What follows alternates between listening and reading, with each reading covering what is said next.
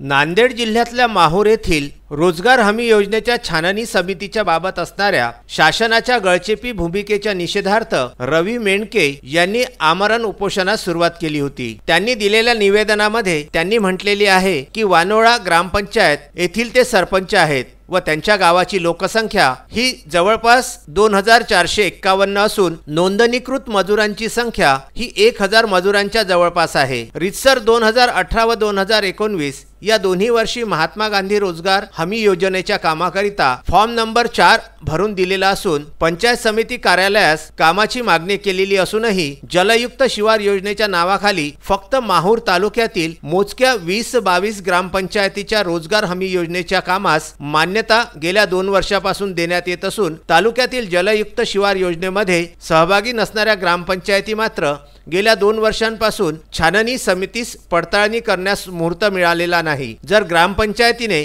कामाची मागणी करूनही काम उपलब्ध होत नसेल तर मग बेरोजगार भत्त्याबाबतही तालुका प्रशासनाची आडमुठी धोरण हे राबवत आहे। याचे उत्तम उदाहरण म्हणजे वानोळा हे गाव आहे। महात्मा गांधी रोजगार हमी योजना राबविणाऱ्या तालुक्यातील इतर यंत्रणांना या योजनेचा स्पर्शही नकोसा झालेला आहे। याबाबत रवी मेंढके यांनी माहूर तालुका महात्मा गांधी रोजगार हमी योजनेच्या गलथान कारभाराच्या विरोधात दिनांक 10/7 रोजी आमरण उपोषणास बसण्याचा निर्धार केला होता आणि तसे ते उपोषणास बसले देखील होते। त्यांनी मागणी केलेल्या मागण्यांमध्ये ग्रामपंचायतीने कामाची मागणी करूनही महात्मा गांधी रोजगार हमी योजनेने ग्रामपंचायतीस कामे उपलब्ध करून दिली तर नाहीच परंतु सामान्य मजुरांना स्थलांतर करण्यास भाग पाडले। या यंत्रणेच्या अधिकारी वर्गावर कायद्याच्या तरतुदीनुसार कार्यवाही करण्यात यावी। तसेच तालुक्यातील इतर यंत्रणांना कृषी विभाग, वन विभाग यांना रोजगार हमी योजनेच्या कामाची असणारी पाहणी करून योग्य समज देण्यात यावी। अशा अनेक समस्यांकडे त्यांनी वारंवार निवेदने देऊन सुद्धा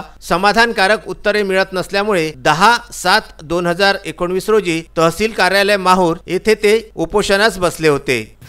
वानोळा गावचे सरपंच डॉक्टर रवी मेंढके यांनी रोजगार हमी योजनेमधील छाननी समितीच्या कामकाजावर नाराज होऊन आज उपोषणाला सुरुवात केली होती।